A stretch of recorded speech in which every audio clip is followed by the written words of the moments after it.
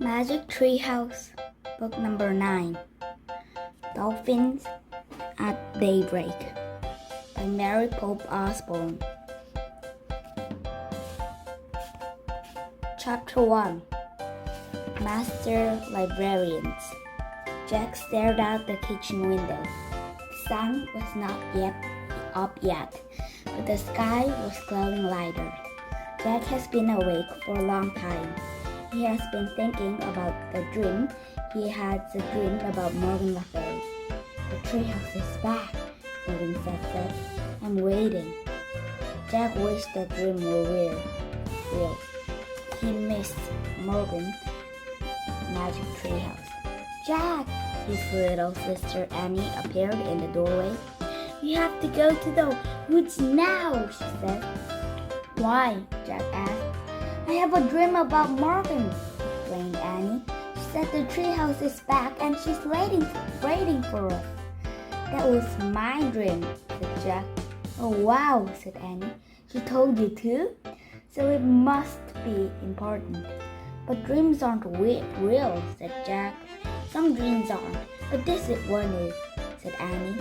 I can just feel it. She opened the back door. I'll see you later.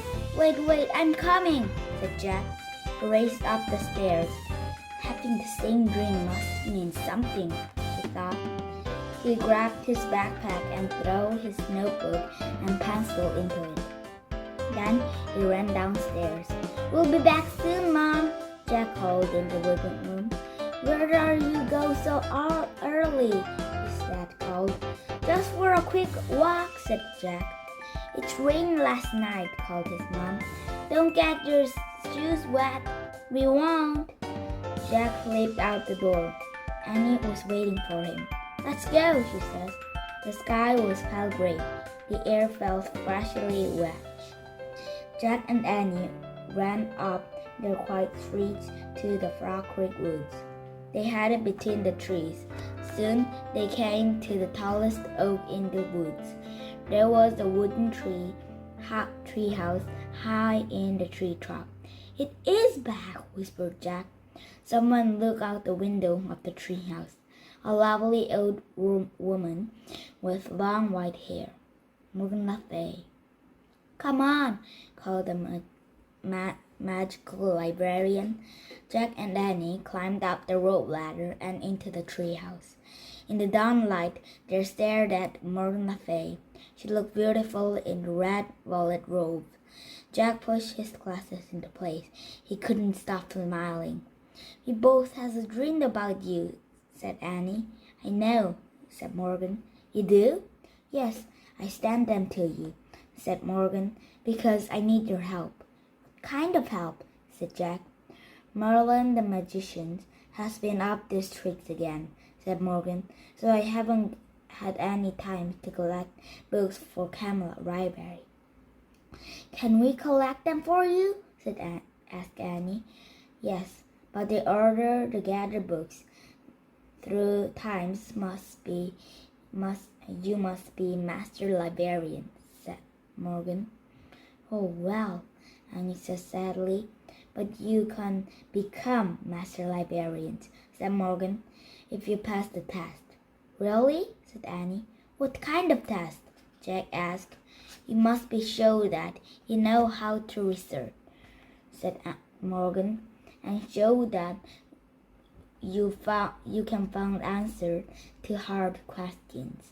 How? Said Annie. By solving 4 riddles, said Morgan. She reached into the fold of her robes and pulled out a rope ladder, a rolled up paper.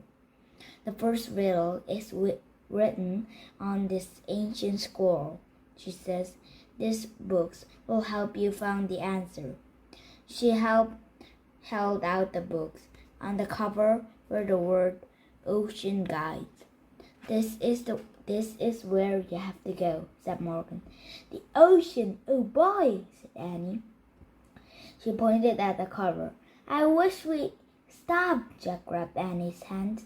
How will we know if we found the right answer to the riddle? He asked Morgan. You will know, Morgan said mysteriously. I promise you will know. Jack let go of Annie's hands. She pointed again at the cover and finished her wish. I wish we could go there. The wind started to blow. Are you coming with us, Morgan? Jack asked. Before Morgan could answer, the treehouse started to spin. Jack squeezed his eyes shut. The treehouse spun faster and faster. Then everything was still. Absolutely still. Jack opened his eyes. Morgan Le Fay was gone. Only the ancient scroll and the ocean books were left in her place. Chapter 2. The Reef. A breeze blew through the window. Seagulls cried. Waves lapped the shores. Annie picked up the riddle scrolls. She unrolled it. Together, she and Jack read the riddle. Road the gray as rock, and plain can be, but hidden deep inside, there's great beauty in me. What am I? Let's go find the answer, said Annie. She and Jack looked out the window. The treehouse wasn't in the tree. It was in the ground. Why is the ground pink? Said Jack. I don't know, said Annie, but I'm going out there. I'm going to do a little research first, said Jack. Annie climbed out of the treehouse. Jack picked up the ocean books and flipped through it. He found a picture of the pink island surrounded by water. He read, This is the coral reef. Corals are tiny sea animals. After they died, their skeletons remained. Over time, the reef built up from stacks of coral skeletons.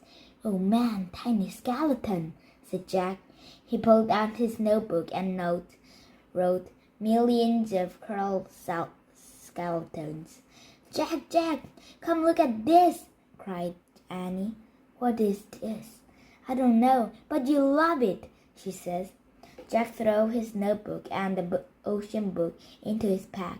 He climbed out the window. Is it the answer to the riddle? He called. I don't think so. It doesn't look very plain, said Annie. She was standing at the edge of the water. Beside her was the strange-looking machines. Jack hurried over the bumpy coral to get a better look. In the machine was half on the reef and half in the clear blue water. It looked like a huge wide bubbles with a big window. It is a special kind of boat? Asked Annie. Jack found a picture of the machines in the ocean book. He read, Scientists who study the oceans are called oceanographers. Sometimes they travel the small diving vessels called submersibles or mini-subs to study the ocean floor. It's a mini-sub, said Jack. He pulled out his notebook. Let's get inside, said Annie. No, said Jack. Actually, he did want to see what the sub looked like inside, but he shook his head. We can't. It's not ours. Just a teeny peek, said Annie. It might help us figure out the riddles. Jack sighed. Okay, but we have to be careful. Don't touch anything, he said. Don't worry, said Annie. And take off your shoes so they don't get wet, said Jack. He and Annie slipped up their shoes and socks and threw them toward the treehouse. Then they stopped carefully over the sharp curl. Annie turned the hands on the hatch of the mini-sub. It opens. She and Jack climbed inside. The hatch slammed shut. The mini-sub was tiny. Two seats faced the big window. In front of the seat was a computer built into the control pane. Annie sat down. Jack opened the ocean books and read more on the mini-sub page. Mini-sub has small holes to keep air in that protects their above from water pressures. Computers are used to guide the mini-sub through the oceans. Oops, said Annie. What's wrong? Jack looked up. Annie was waving her hands in front of the computer. Now the screen showed the map. What's going on? Said Jack. I just read a few keys, said Annie. What? I said not to touch anything, said Jack. An air blower came on. The mini-sub jerked backward. Get out, said Jack. He and Annie scrambled for the hatch. Jack grabbed the handles, but they were too late. The mini-sub slid off the reef. Then it dove silently down into the deep. Chapter 3. Mini-sub. You really done it now, Annie, said Jack. Sorry, but look out the window, said Annie says. Look, forget it, we have to figure this out. Jack stared at the computer. He saw the roll-up picture at the top of the screen. What did you do? He asked. I just pressed the on button, said Annie. The screen lit up, and I pressed the starfish. That must be the commands to go under the water, said Jack. Yeah, then the map came on, said Annie. Okay. The map shows the reef, said Jack. Look, there's a mini-sub on the map. It's moved away from the reef. It's like a video game, said Annie. I bet I know what to do. Annie pressed the key with an arrow pointing right. The mini-subs on the screen moved right. The real mini-subs turned to the right also. Great, said Jack with relief. You pressed the arrow to steer the mini-subs, so now we can go back. Oh no, not right away, said Annie. It's so beautiful down here. We have to get back to the reef, said Jack. His eyes were still glued to the computer screens. What if the owner finds it's gone? Look out the window, said Annie. Just for one teeny second. Jack sighed. He pushed his glasses into place and looked up. Oh man, he said softly. Out the glass was a strange world of bright moving color. It looked like another planet. The mini-sub was moving past red, yellow, and blue curls, past little coral mountains, valley, and cave, past fish of every color and size. Can you stay a little while? The answer to Morgan's riddle must be here, said Annie. Jack nodded slowly. She might be right, he thought. Besides, when would they ever get to visit a place like this again? Chapter 4. Fish City. There was fish everywhere, floating over the swaying seagrass, eating on the white sandy bottom, peeping out of coral cave. Some kind of coral looked like a blue fingers or lancey fans. Other looked like a deer antlers or lettuce leaves or mushrooms or trees. Jack reads in the books. Coral reefs are only found in the warm tropical waters. Nearly 5,000 different species of fish live around coral reefs in the Indian and Pacific Oceans. Jack pulled out his pencil and notebook. He started to write the list. Coral reef research, warmer water, over 5,000 kind of fish. Look, said Annie. The cell floated past a huge starfish, then the pink jellyfish, then the blue seahorse. Jack added to his list. Starfish, jellyfish, seahorses. What is that? Said Annie. Jack saw the creature that looked like a giant pancake with a long tail. A stingray, said Jack. He put that on his list as well. And what? Said Annie. She pointed at the biggest shell Jack has ever seen. It was as big as the footstool. I have to check on that one, said Jack. He turned a page of the ocean books. When he got to the page about clams, he read aloud.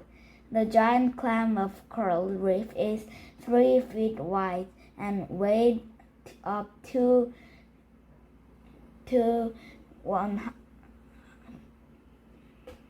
200 pounds. Wow, said Annie. No kidding, said Jack. He added giant clam to his list. Dolphin, cried Annie. Jack looked up. 2 dolphins were peering in the window. They tapped their noses against the glass. Their eyes were bright. They seemed to be smiling. Jack laughed. It's like we're in the fish tank and they're looking at us, he says. Their names are Skilky and Sam, said Annie. Sister and brother. You're nuts, said Jack. Here's a kiss for you, Skilky, Annie says. She pressed her lip to the glass as if she were kissing the dolphin's nose. Oh, brother, said Jack. But the dolphin opened her mouth and tossed her hands. She seemed to be laughing. Hey, I know the answer of the riddle. Dolphins, said Annie. They're gray and plain, but they have a great beauty inside. You forget the raw as rock part, said Jack. Dolphin skins look smooth and slippery. Oh, right, said Annie. The dolphins flip their tails. They swim off into the light blue waters. Wait, don't go, called Annie. Silky. But the dolphins were gone. It's time for us to go. Go too, said Jack.